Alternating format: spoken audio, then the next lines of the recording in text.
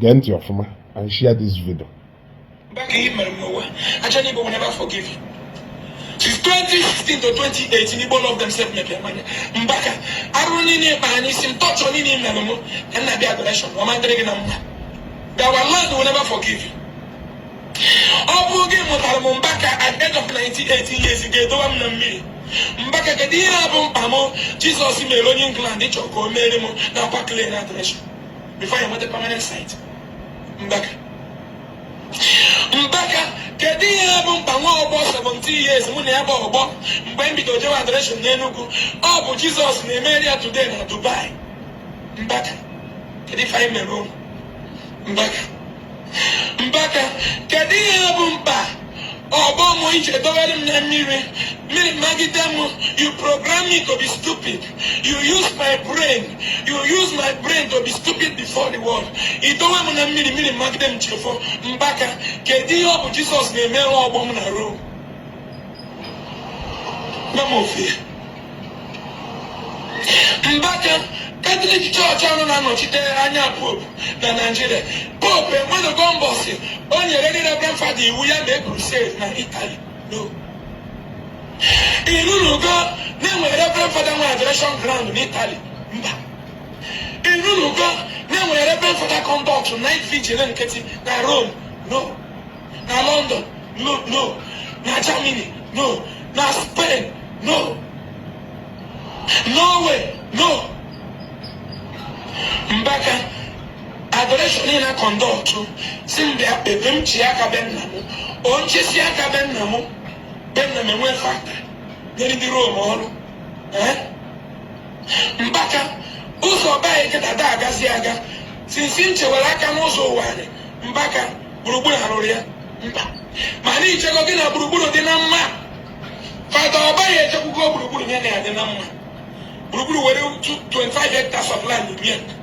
Mbaka Chaburu Nani Anato, Buruburu were be done a main road to take the Krota village in Bakatembe and a compound number. I don't know why in a village in Bakago.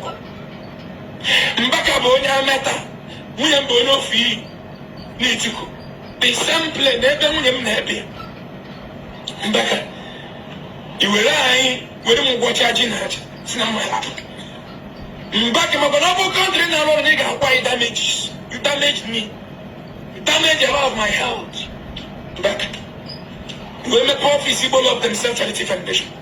If any have a name more pressure of fibroid, I have a breaking back. It is talk on China, near ACI, by no upper protection. Back on them. Mbaka Kedo when they protect the cities. Here in the Google Baby, so, and when Ben Sikujo get back and I make them. And I make them. Monopoly and the more than Sakune web of reality. EMLM, come the cage nature there. I'm not keeping a guava.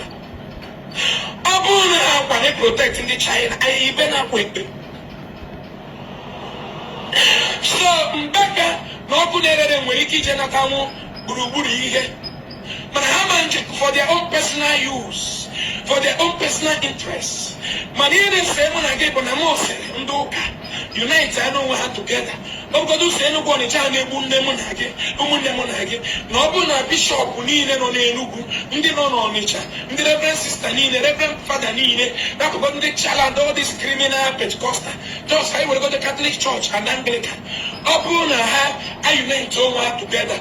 Bishop Ejidempo, Bishop Chubu Ejidempo, Bishop Onaga Ejidempo, Valerio Keke Ejidempo, if any bishop which you bring an Igbo Ejidempo, Father Mbaka Uruni Rogo, Ebubemonso Uruni Rogo, Father Buzo Anode, Father Tibia Anode, Undi Father Nino Nambra, when references like when no more than 10,000 people, Ndenugu Bernabe, Ndanambra Bernabe, and what is you want to say has no way to that.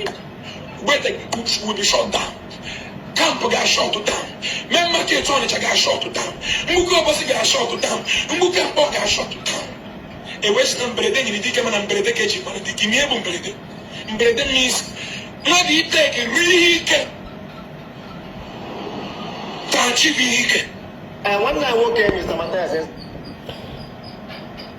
even you were play this video ka mmalụ na video ndị a na-attack gasị agọlụ mmadụ iyi because na mmadụ kpọrọ afa Mbaka akpọ because eleke m nwa na nke mmelu lisef ngoli ebe mkpọrọ Mbaka afa akpọ na ife na-ewutekarịcha ndị mmadụ ha ji agọm iyi iwu na ansịrị Mbaka how many times did I call you? O wee wu enough ndị mmadụ isi onye ka ewu ịkpọ Mbaka afa mana na majority of people na-eme ife ahụ ndị otu Mathias ịghọtago ama na majority of people na-eme ife ahụ ndị otu Mathias ya na ụfọdụ ndị adoration and ndị Catholic. So achọrọ m ka ji wee post this video na achọrọ ịfụ reaction ndị otu Mathias ya ịya afụ by their comment you will know them. Ịya afụ na ha ya he switch the narrative. Ndị niile ahụ Ogechi must apologize to Father Mbaka. Onya must apologize to Father Mbaka. I want to know where they are, especially this Nkakwu. They are every day. I try to go man for that guy. Every day by camera because no man no Ogechi na ha link Ogechi to Zion. Now people like me don't link to Zion. Ndị niile do link to Zion with their perceived enemy. Because when we Zion meluha, man, I have perceived Zion ka enemy. The only reason why they all came out and started defending Mbaka was because of Zion ministry. Because they perceived us to be members of Zion ministry, fighting for Zion ministry. So all of them, mande urede, mande na abaka, mande buoji n'aka, hanchani ne tono, wolo umu ikuku, wurunde adoration enugu. You got to go. So I want to see their reaction, looking at their personal Lord and Savior, saying that Noya do not tell Mbaka na Noya forgive Nathan Mbaka. He said the worst of all things. So I want to see their reactions. You got to go. Kamalo no uko a case of apulisi, apola for no. Amadisi apola alubat, apofa, kahaya wogale. All this bitterness when they made on Facebook. Okay, she has the God to talk to Mbaka. Ezugo this, Ezugo. I want to see how worthy and the authority Mathias Ezeaku to say these things about Father Mbaka. Manamoko ni change the point yo. Amoko ni yanya gali moto. Amoko ni Mbaka ni Mathias Ezeaku kita ya weziokwu because na eyotago amamono. Ndo tu Mathias ya na eyigari akwa. Depending on if in eku, hagondo to Bemonso, depending on if in eku, hagondo to Mbaka, depending on if in eku, hagondo to VDM, honey change ya wolo, provided in a fire in the eku and in favor of Zion ministry. They are willing to take any color, any shape. They are willing to change colors like chameleon.